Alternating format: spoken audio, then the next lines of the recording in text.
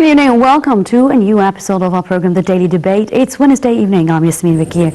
And tonight, of course, as the whole world is awaiting to see who will be the next president of the United States. Is it going to be Republican Donald Trump or his rival Democratic Joe Biden? Now, forever has been the elections in the United States very important, and the entire world is always awaiting to see what kind of policy would be implemented, especially with the previous month and the different agenda and programs that each president has according to his party that he represents. But what's very different about 2020's election in the United States is that it's rather heated up.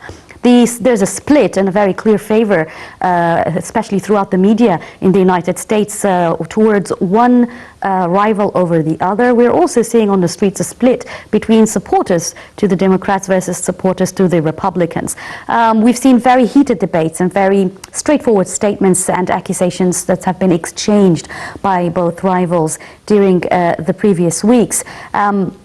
The elections this year is very also different in nature, especially with COVID-19, and many voters are voting or casting their votes through mail, and the results are very challenging. We would see 1 hour Donald Trump succeeding Joe Biden in various states, and then a couple of hours later we see that bar chart going up and down in blues and in reds. It's very important to understand the nature of the voting process that happens within the 50 states in the United States of America, and we will probably not even know the final results in a couple of days and possibly in weeks if they continue to count the ballots very cautiously. To talk more about the latest updates concerning the U.S. elections of 2020, I'm joined over Skype with Dr. Sharif Amir, Professor of International Relations. Good evening, Doctor. Good evening. Now, the past couple of hours have been very stressful, Dr. Amir. There have been a lot of talks on whether the winner of the next the president of the U.S. is going to be Donald Trump or Joe Biden. Can we first briefly explain to the viewers how is the voting process taking place in those 50 states, and how do they count the votes in the main states that will rather determine the victory of one rival over the other, please? Well, it's obvious now that we are witnessing almost the same scenario that we witnessed in 2000, in the elections 2000, between Al Gore, the vice president of Bill Clinton, against George W. Bush. And when Al Gore declared that he's the winner, and then there was the recount in Florida, it would change everything, and it was George W. Bush elected president. So I think that we are witnessing the same, let me call it the same Hollywood suspense, because what President Trump said today was really stunning when he said that I was the winner till midnight, and suddenly things changed and they got some votes for Joe Biden, and things changed dramatically.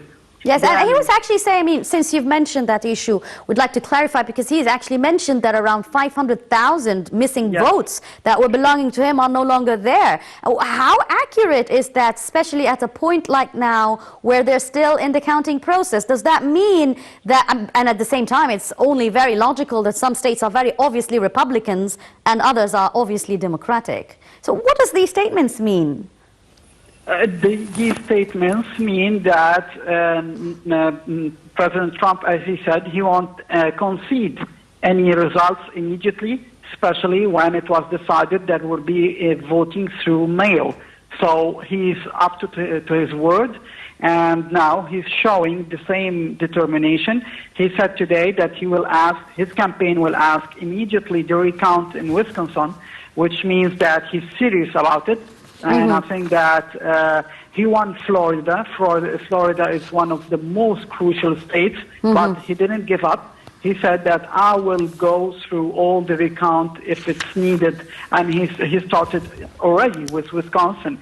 And answering your question about the 500,000 votes, we cannot know what's really going on, because we all know that the system in the U.S., the voting system, is very complicated, and now there is the male, there is the swinging states, and there is also the direct electoral college. So we have all sorts of voting now. And this is new. We're talking, Dr. Amir, about the difference being very close in terms of percentages so far going up and down. Yeah. I want to specifically, because you mentioned on the state of Wisconsin, and there's also Michigan and Pennsylvania, which have not yet completed their counts, and at the same time they are considered swing states. Now, what does a swing state mean in the constitutional parts of the U.S. elections? What do swing states mean? Do they become critical states where they determine what the final say is going to be, or are they considered after they take the final percentages of the other very clearly Democratic versus Republican states?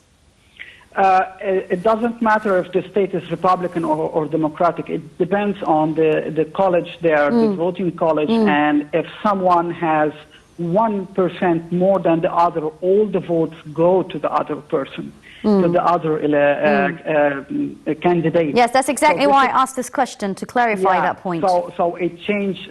We have witnessed this yesterday in Texas.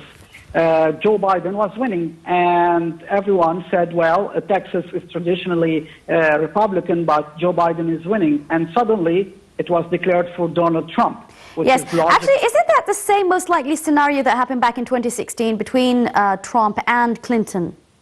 It was also a last-minute surprise, because a lot of people were so sure with the countings and all that the Democrats and Clinton was going to make it for presidency, and then the whole thing turned around last minute with these swinging states. Is that a very close scenario to the 2016 elections? It's more close to the scenario of 2000, Al Gore, George W. Bush. It will be like that. I think that now, as you said in the presentation, the media played a huge role. So the media is being skeptical about Donald Trump's victory. They're trying to undermine it. And the votes on the ground are changing. There is swing states changing.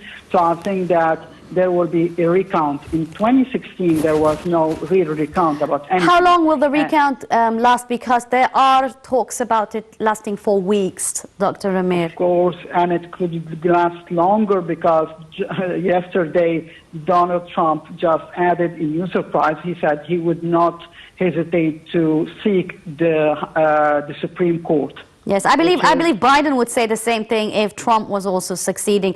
As a professor of international relations, Dr. Amir, why is it very, interesting, if I may say, for the rest of the world to know who the upcoming president will be of the United States, despite the fact that it's an agenda that will be followed and the president is just someone who's coming in office and proceeding with this agenda that is already put beforehand? Why is the name of the party going to make much of a difference to the foreign policy of the United States?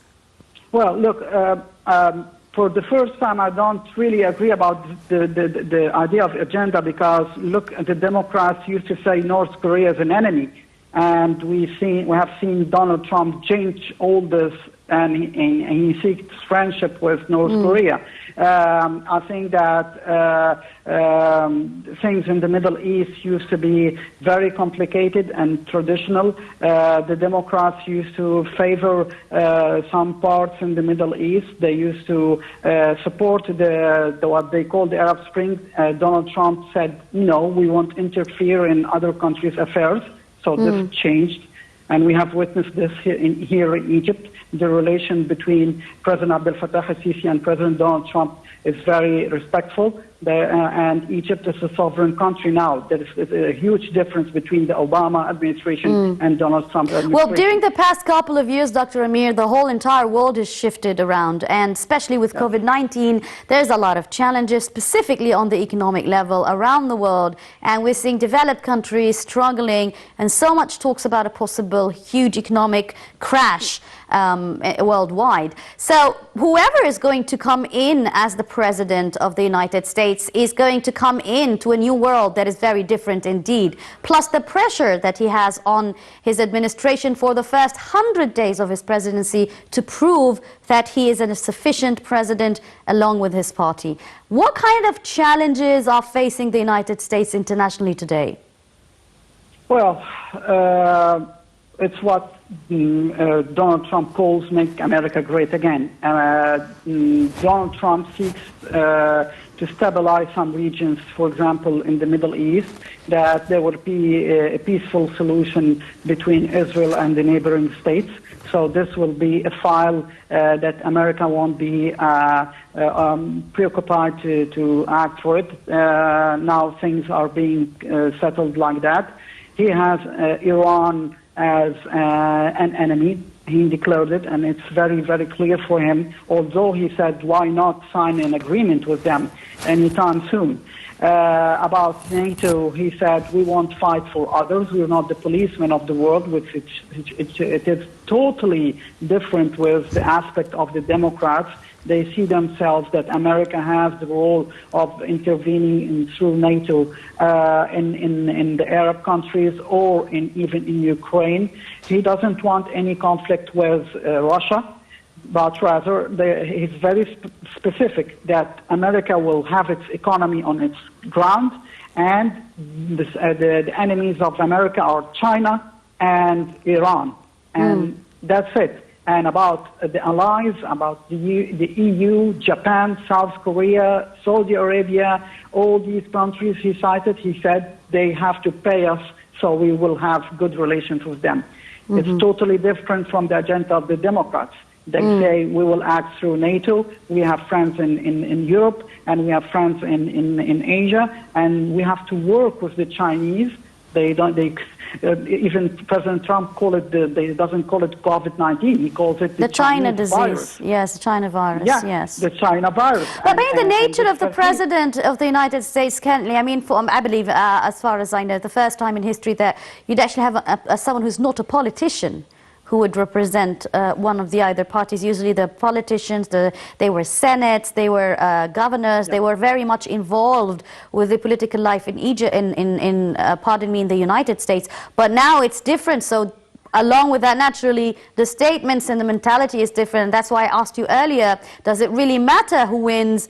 And would that change much the face of the foreign policy of the United States in the upcoming period?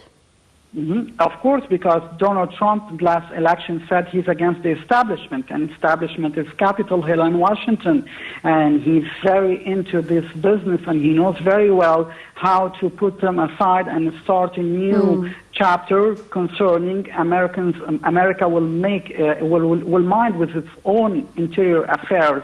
That's why it will change the situation in the Middle East. And well, meanwhile, on the other hand, Biden's slogan is to heal America again. So you're going to see whether they're going to make it great or heal it in the upcoming couple of hours, maybe, or days, if the counting ballots still continue for the swinging states.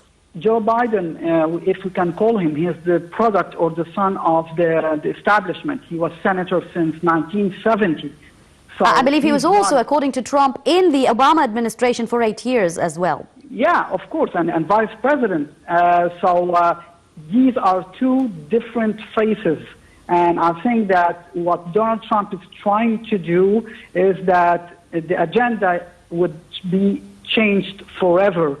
And this is why it's historical about these elections, that what Obama started and what George Bush started, he wants to change it. Of course. And he wants to settle everything. And I think that this has something in common with Russia. It's about having strong allies in some specific regions. And this is what the Russians do. So he sees, for example, Egypt as a strong rock of stability in the Middle East. President Trump sees Egypt like that, which is like that. We are the strongest nation in this neighborhood, and we are the sovereign country working with everyone, not making any blackmail like Turkey. So I think that, for example, Donald Trump sees Erdogan and Turkey with a critical eye, although it is member of NATO, but he puts this aside and he wants to choose another friendship, another ally, which is Egypt.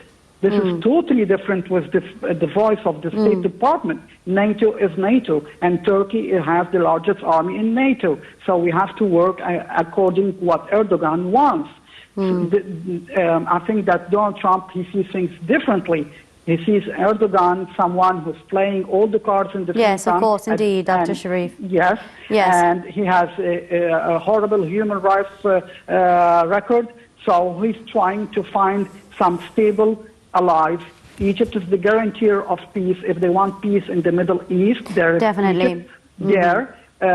When the Emirates signed, we were there with them, with our friends and brothers in Sudan, in the Gulf states. We're endorsing peace. We're endorsing the negotiations. So I think that he's very, very, he's adopting the real politics, means that who will help me settle some things? Who's the strong and who's going to make it to the U.S. presidency as well? Would it make much difference? Because at the end of the day, Dr. Sharif, Egypt is in a much more different position today than it was a couple of years ago. So whoever is going to be running for president with respect would also have to equally respect Egypt, its sovereignty, its internal affairs, and as well equally on all levels. Thank you very much, Dr. Sharif Amir, Professor of International Relations. Thank you for joining us via Skype on our program, The Daily Debate. And we're still covering the special edition of the US 2020 presidential elections. Very heated indeed. It's very stressing.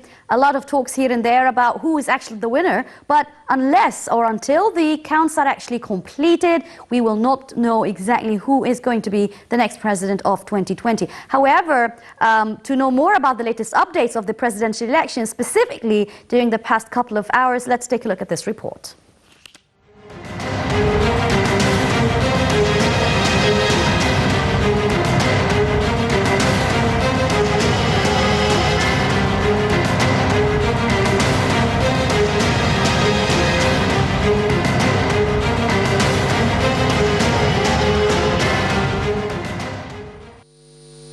The U.S. presidential election hung in the balance today, with a handful of close-fought states set to decide the outcome of the coming hours or days, even as Donald Trump falsely claimed victory and made unsubstantiated allegations of electoral fraud.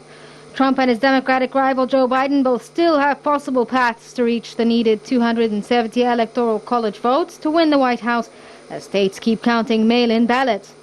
Biden said in the early hours he was confident of winning once the votes are counted and urged patience. Trump appeared at the White House soon after to declare victory, providing no evidence to back up his claim of fraud, and did not explain how he would fight the results at the Supreme Court, which does not hear direct challenges. Biden's victory in Arizona gave him multiple pathways to the White House. If he holds on to Nevada, he could secure the presidency by winning the Midwestern state of Wisconsin and Michigan, where he held narrow leads even if he loses Pennsylvania.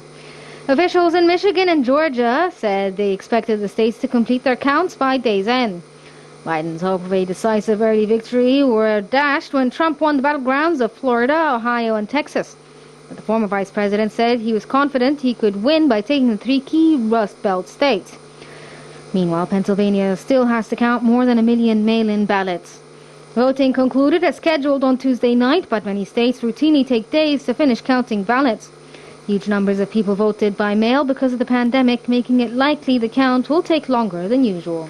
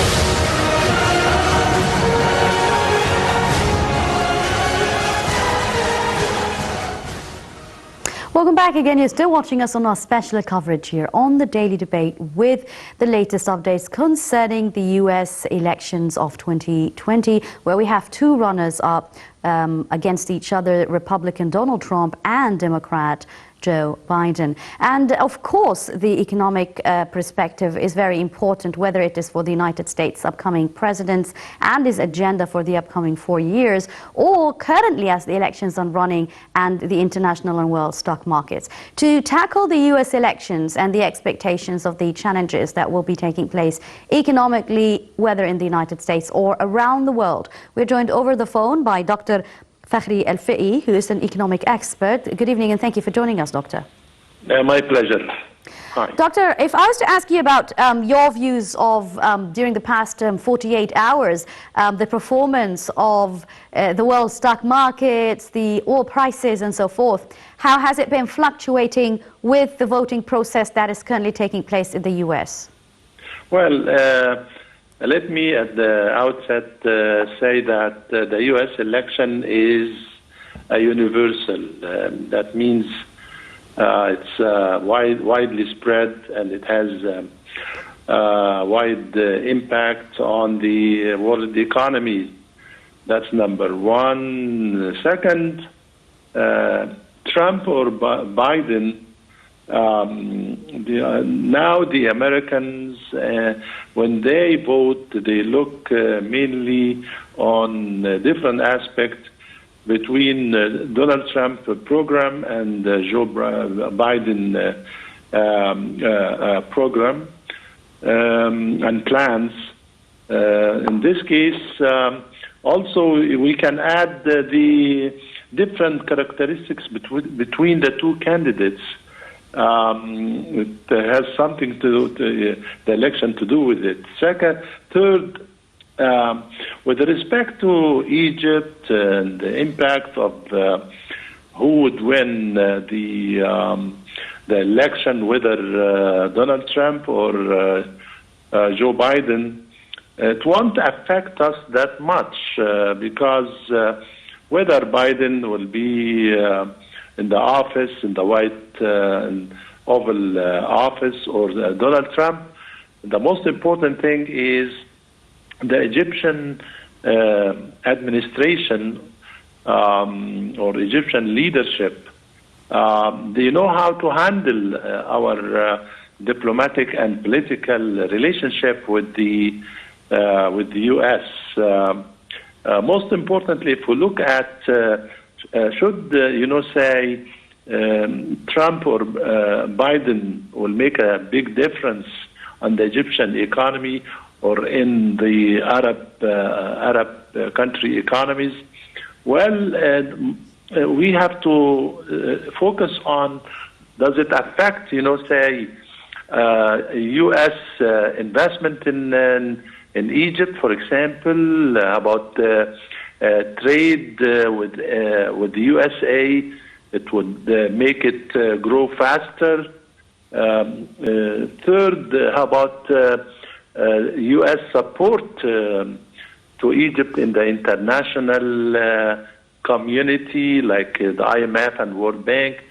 So if you review those three economic aspects, well, Donald Trump will continue, if he win the election, he will continue his confrontation with his allies, like, say, European Union, that's number one. Also, the trade war with China. So before the COVID-19, this, say, confrontation between his allies and China as a major bloc, economic bloc, affected, say, the world economy. It made a lot of problems and, like, say, sluggish world economy. Affected the demand for oil, and demand for oil affected mainly all oil-producing and exporting countries, and mainly the Gulf area. And the Gulf area, when they have, say, less revenue from oil, and this exacerbated by Yes. the definitely make a difference. COVID-19. So in this case, I would say it affects, say our Egyptian workers in the remittances coming from Egyptian working in the Gulf area, and affected, say more Egyptian, they lost their jobs in the Gulf area. And Okay. So Right. anyway, we hope that, say, what I'm sure about it, that our leadership here in Egypt, they know How to handle both, the whether new either or whether, the Donald Democrats Trump or the Biden. Republican. Yes. Yes, very well. Dr. Fakhri El-Faqih, economic expert, thank you very much for joining us on this special edition. We're still going to be continuing with you this coverage. And of course, internally to the Americans, are you a Republican or are you a Democrat? That was a question that was asked 4 years ago and didn't make much of a difference. But after 4 years today, it seems to be very different on the streets in the United States. We'll be back right after this break.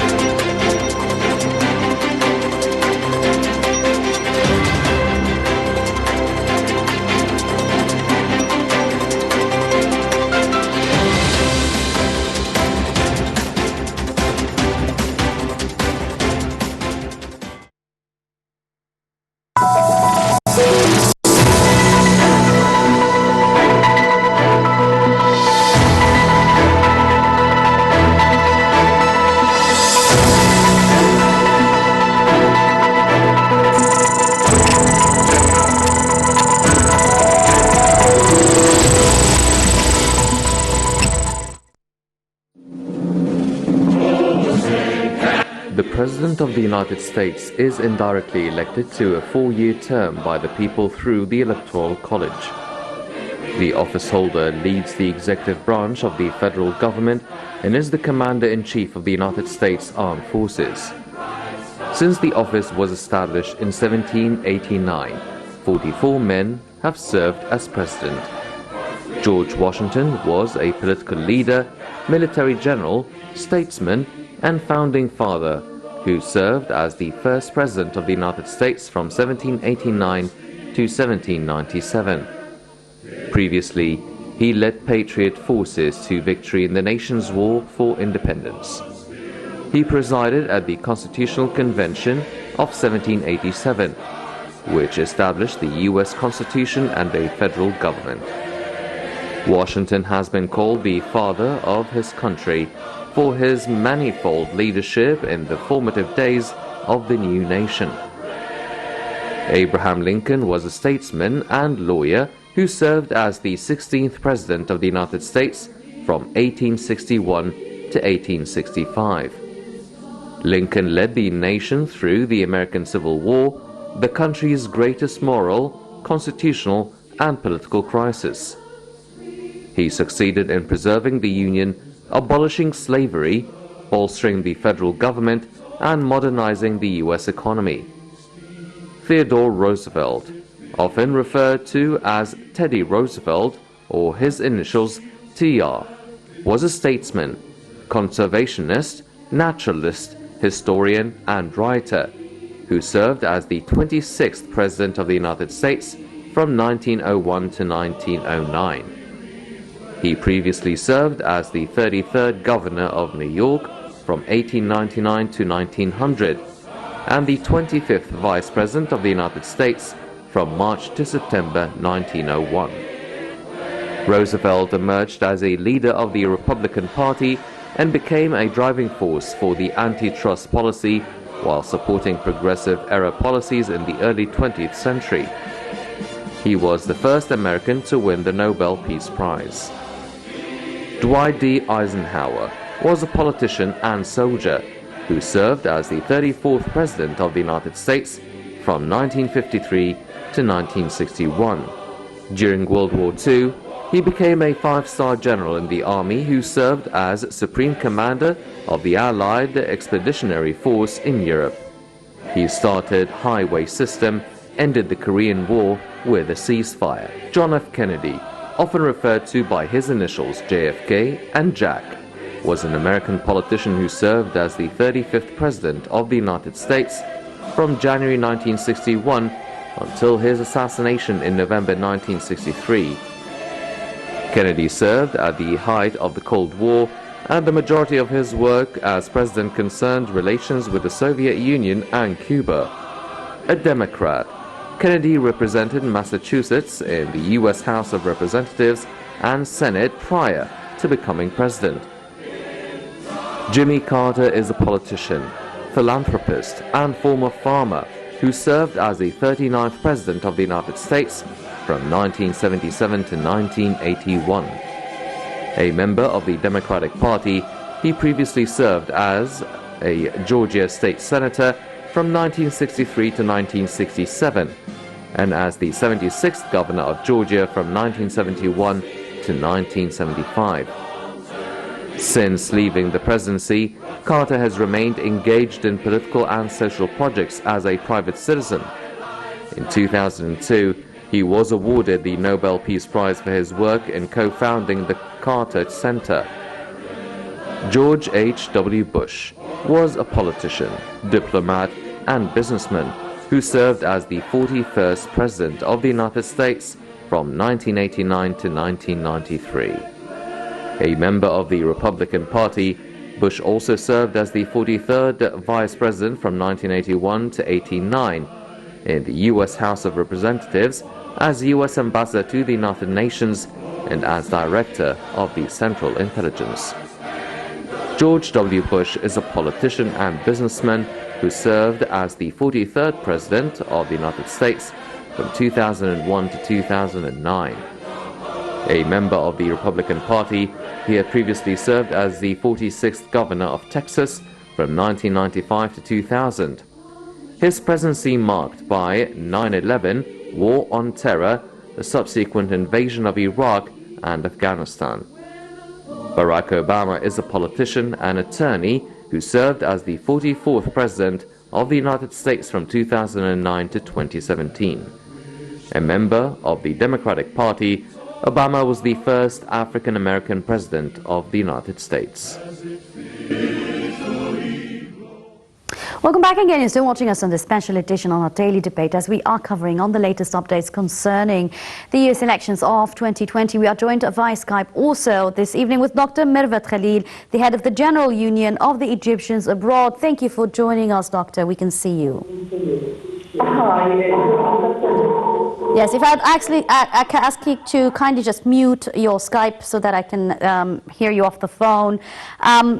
Yes, Dr. Mirvat, let's talk on an internal perspective now. This is indeed, according to reports, considered to be a very decisive and consequential elections ever in the United States. And it seems to be a lot of grudges happening between the supporters of the Democrats versus the Republicans. How far do you agree to that over there on the ground?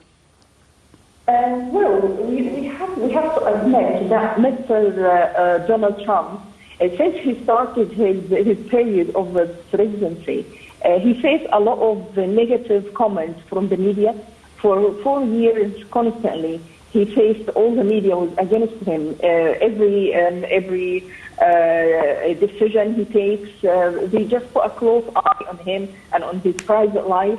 And that's even made his supporters, the ones who supported him from the beginning, if they won't support him now, they are really, how could I say, they are really shy to say that they support him because of all the negative points they put on Mr. President. So that's why I think there is all this, misunderstanding or lots of argue between both sides, the Democrats and the Republicans. Yes, and Dr. Mirvat, now the turnout also for the voters this time is unprecedented as well. And maybe with COVID-19 being in the way, people were not able to go out and cast their ballots directly, and even the voting process started weeks as the debates were ongoing, and they're still in for the counts with some major swinging cities not done yet, and there have been other reports saying, well, we will not know until days or even possibly weeks of who the next president is going to be. How is that being reflected currently from a nerve perspective or an economic even perspective internally in the United States, from your opinion? Dragging the election for too long, that will swing the economy in the United States, because people won't be sure what is going to happen. For the election, we don't know yet, as become not enough votes have been counted for either Mr. Trump or Mr. Biden to have secure victory. Any of them doesn't need to have like a popular vote, but instead the candidate has to win the majority in the system called the Electoral College. So where each state gets a certain number of votes in proportion to its population, then we will know who's going to win. Yes, we have just 1 minute, unfortunately, because our top stories are coming out, Dr. Mirvat. Whether it's Biden or Trump who's going to win, how is that going to affect the relationship between the US and the UK? Well, for the UK had established a relationship with the with USA, especially in the trade with the Brexit coming, and Mr. Trump supported the Brexit in the UK. But Mr. Biden, he said that it's definitely the Brexit is going to put the UK in the back of the queue, which it wasn't a very good comment to start with. For the trade between the two countries, we expect either them win. It's going to take a long time because that's in the hands of the Congress. But once everything is established, I think maybe other things is going to be said. And normally, when a new president comes, of course, he tries all the time to make a good relationship with other countries. Well, we're going to see what that's going to be turning out, of course, in the upcoming period. Dr. Mirvat Khalil, head of the General Union of the Egyptians Abroad, thank you very much for joining us via Skype here. The latest updates happening at the US elections, and we're still covering what's happening here from Nile TV studios and through our different guests, and of course updates from the United States on who's going to possibly win, and further analytical perspective on how that would change the face of the region and what would happen on the economic perspective once the announcement takes place. We'll still be following up with you. Of course, I'm Yasmin Bakir signing off for now. Thank you for watching.